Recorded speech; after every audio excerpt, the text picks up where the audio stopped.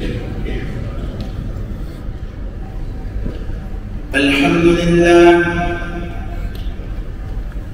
لله وكفى والصلاة والسلام على سيد الرسل وخاتم الأنبياء.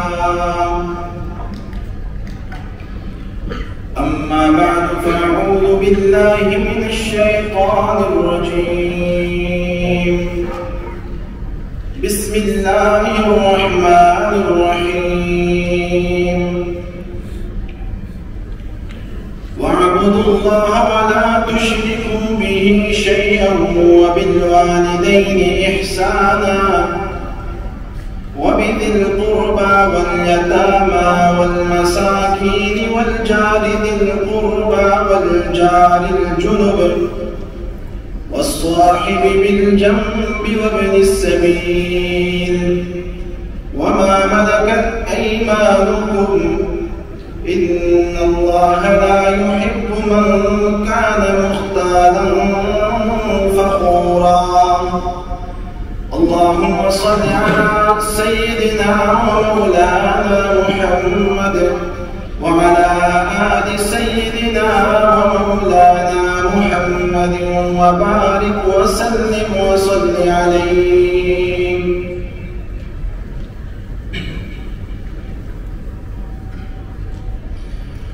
انتہائی واجب الاحترام قابل سخت تکریم معزز سامعین، آج کی ہماری گفتگو کا موضوع ہمارے پڑوسی اور ہمسائے کے ساتھ ہمارا جو سلوک ہے اس کے متعلق ہے۔ قرآن کریم کی سورۃ النساء سے میں نے ایک آیت مبارکہ آپ کے سامنے تلاوت کی۔ اللہ تعالیٰ فرماتے ہیں وَاعْبُدُوا اللَّهَ وَلَا تُشْرِكُوا بِهِ شَيْئًا۔ آیت کی ابتدا کی توحید کے ساتھ کہ لوگوں اللہ کی عبادت کرو اور اللہ کے ساتھ کسی کو شریک مت ٹھہراؤ۔ پھر توحید کے بعد حسن معاشرت کہتے ہیں جو ہمارا رہن سہن ہے کہ بالوالدین احسان کہ اپنے والدین کے ساتھ حسن سلوک سے پیش آؤ، وبذی القربى والیتامى والمساکین،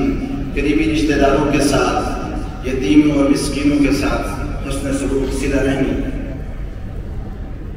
اور پھر ساتھ فرمائے والجار ذی القربى والجار الجنب کہ اپنے پڑوسی کے ساتھ، جار ذی القربى ایسا پڑوسی جو آپ کا رشتہ دار بھی ہو، آپ کا تعلق دار بھی ہو، والجار الجنب اور ایسا رشتہ دار جو اجنبی ہو جس کے ساتھ آپ کا کوئی نسبی، کوئی خونی تعلق، کوئی رشتہ نہ ہو، اس کے ساتھ حسن سلوک کرو۔ والصاحب بالجنب، وہ شخص جو آپ کے ساتھ کھڑا ہے مستقل، آپ کا وہ پڑوسی نہیں، تھوڑے وقت کے لیے آپ کے ساتھ ہے، سفر کر رہا ہے، آپ کی مسجد میں جو آپ کے آس پاس بیٹھا ہے یہ آپ کا پڑوسی۔ تو یہ ایک ایسا تعلق جس کا کوئی خونی رشتہ نہیں ہے، لیکن جب ہم قرآن و حدیث کا مطالعہ کرتے ہیں، آقا صلی اللہ علیہ وسلم کی زندگی کو دیکھتے ہیں، تو ہم دیکھتے ہیں کہ دین اسلام نے ہمیں پڑوسی کے متعلق بہت تاکید فرمائی ہے، اس کے ساتھ حسن سلوک، حسن معاشرت، بہتر سلوک، اس کی بار بار تلقین فرمائی۔ جناب نبی کریم صلی اللہ علیہ وسلم نے فرمایا وَأَحْسِنْ إِلَىٰ جَارِكَ مُؤْمِنًا، اپنے پڑوسی کے ساتھ، اپنے ہمسائے کے ساتھ اچھا سلوک کرو، حسن سلوک کرو تاکہ تم مومن بن جاؤ گے، ایمان والے بن جاؤ گے۔ صرف اپنے ہمسائے کے ساتھ تعلق اچھا رکھنا، حسن سلوک کرنا، اور جہاں پر قرآن نے ہمیں پڑوسی کے حقوق بیان کیے، دین نے، اسلام نے، نبی کریم صلی اللہ علیہ وسلم کی تعلیمات میں ہمیں جو تاکید ملتی ہے حسن سلوک کی، اور اگر کوئی شخص اپنے ہمسائے کے ساتھ اچھا رویہ نہیں رکھ رہا، وہیں ہمیں حدیث حدیث مبارکہ میں سخت تائید بھی نظر آتی ہے۔ اللہ کے رسول صلی اللہ علیہ وسلم نے ارشاد فرمایا واللہ لا یؤمن واللہ لا یؤمن واللہ لا یؤمن، اللہ کی قسم وہ ایمان والا نہیں ہو سکتا،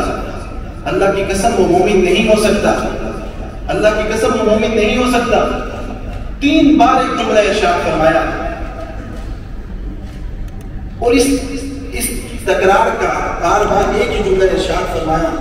اس کا مطلب یہ ہے کہ اس کے بعد جو اللہ کے رسول بات کریں گے بڑی اہم بات ہوگی۔ تنبیہ، تو صحابہ کرام تو ایسے موقع پہ ڈر جایا کرتے تھے۔ پوچھا من یا رسول اللہ، اللہ کے رسول کون مومن نہیں ہو سکتا؟ آپ اتنی تاکید اور اصرار کے ساتھ فرماتے ہیں مومن نہیں ہے، اللہ کے رسول وہ شخص کون ہے؟ اللہ کے رسول نے فرمایا الذی لا یأمن جارہ بوائقہ، کہ وہ شخص کہ جس کی شرارتوں سے اس کا ہمسایہ محفوظ نہ ہو مومن نہیں، کہ جس کی شرارتوں سے اس کا پڑوسی محفوظ نہیں وہ مومن نہیں ہے۔ پوچھا کہ رسول اللہ کیا مراد شرارتوں سے؟ آپ نے فرمایا شر، اس کے شر سے محفوظ نہ، کہ جس کے شر سے اس کا پڑوسی محفوظ نہیں، اللہ کے نبی کہتے ہیں کہ مومن نہیں ہے۔ یہ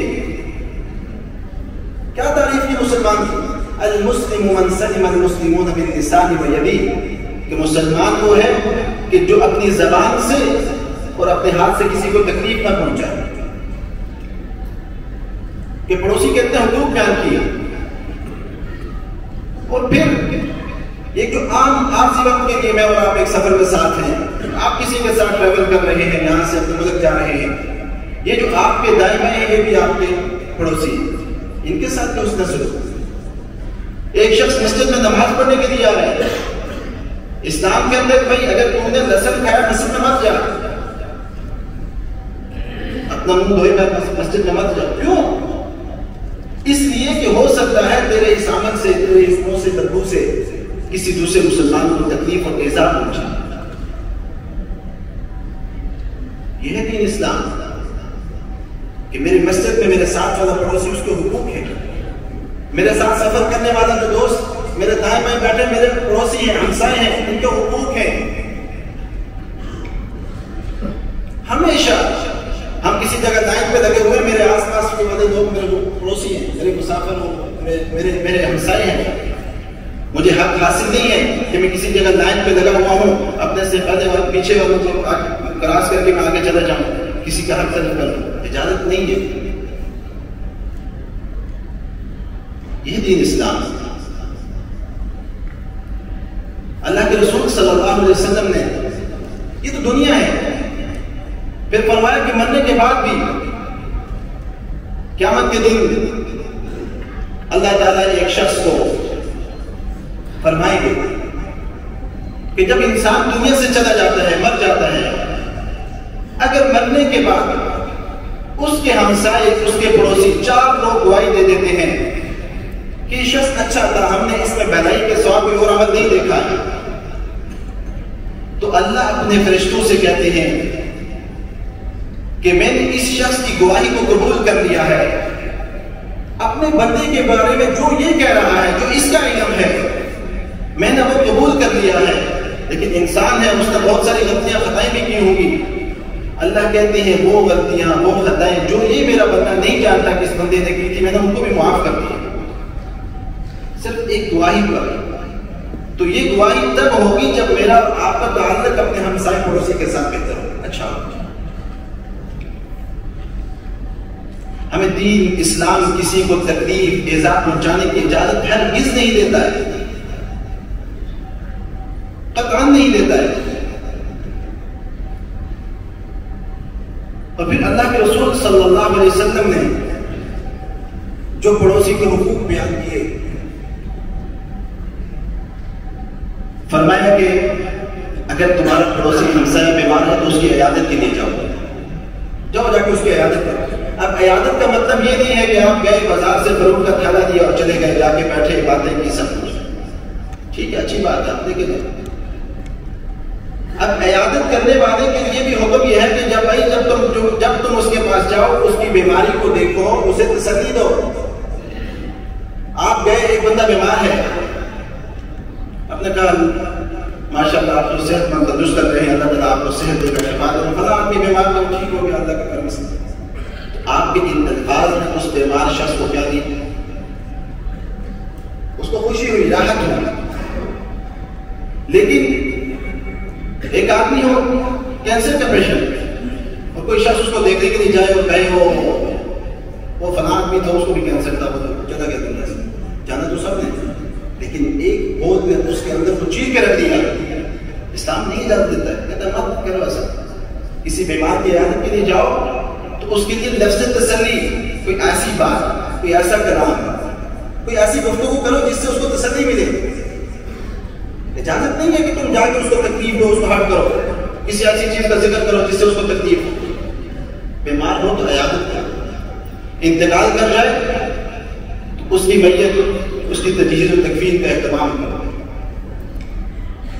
اس کے جنازے کا اہتمام کرو، اس کی دعاؤں کا اہتمام کرو۔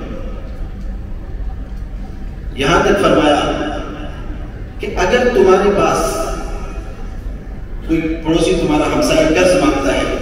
اگر تمہارے پاس استطاعت ہے تو یہ حق ہے آپ کا کہ اپنے ہمسائے کو آپ قرض دیں،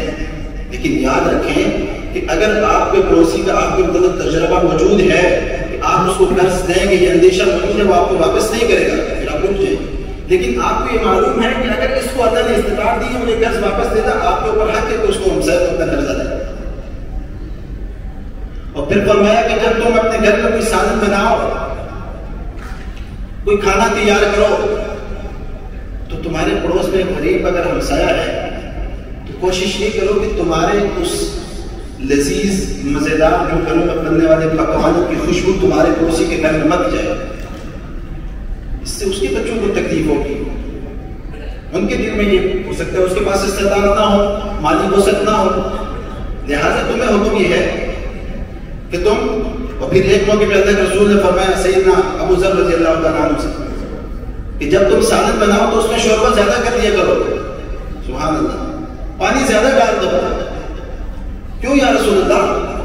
جب تمہارے پاس شوربہ زیادہ ہو جائے گا، دیکھو اپنے اڑوس پڑوس میں، ہمسائے میں کوئی ایسا آدمی جس کو ضرورت ہے، تھوڑا سالن اس کو بیچ دو۔ یہ ہے دین اسلام، یہ ہے ہمسائے کے حقوق۔ فرمایا کہ اگر تمہارے پاس ہمسائے میں کوئی غریب شخص رہتا ہے